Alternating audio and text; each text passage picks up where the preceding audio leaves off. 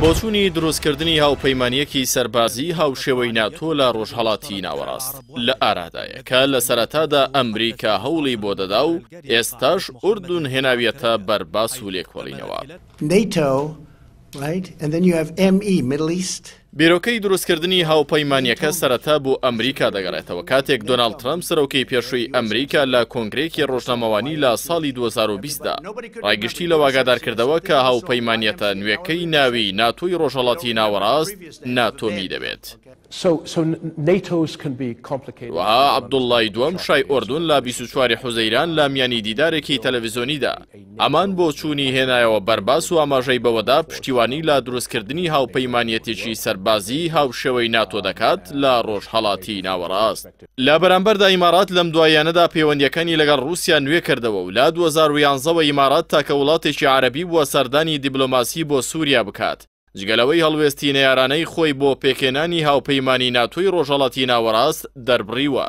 وا ڕەنگە چەقبەستنی دانوستان ئەتۆمیەکانی ئێران و خۆرئاوا با گواستنەوەی دانوستانەکان بۆ قەتەر چارەسەر بکرێن. لالاکی دیکەوە دوای سەردانەکەی مستەفا کازمی سەرۆکوەزیرانی عێراق لە 25 و 26 حوزەیران بۆ سەعودیا دەرکەوت کە دەکرێت پەیوەندیە دیبلۆماسیەکانی نێوان ڕیاض و تاران بە زۆیی دەست پێ بکاتەوە. کازمی لامیانی کۆنگرەی ڕۆژنامەوانی هاوبەشەکەی لەگەڵ سەرۆکۆماری ئێران لە تاران ڕاگەیان لازەر پشتیوانیکردن لە ئارامی ناوچەکە و ئاگربەست لە یەمەن ڕێککەوتون.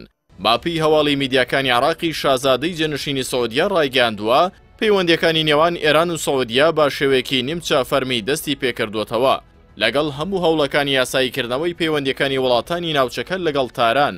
ئەم لێدوانانەی لەلایەن بەرپرسانی ئیسرائیلەوە دراون سوربوونی حکوومەتی تەلەڤیڤ ئاشکرا دەکەن لە دامەزراندنی هاوپەیمانیەکی سەربازی کە دەوڵەتانی عەرەبی و کەنداو لە خۆ دەگرێت و ئیسرائیل گرنگترین ڕۆڵی تێدا دەبینێت. تەلەڤیڤ سیستمی ڕاداری پێشکەوتووی لە وڵاتانی کەنداو جێگیری کردووە بۆ چاودێریکردنی چالاکیەکانی ئێران و کاردەکات بۆ پێکێنانی هاوپەیمانیەکی بەرگری ناوچەیی با سەرکردایەتی وڵاتە یەکگرتووەکانی ئەمریکا.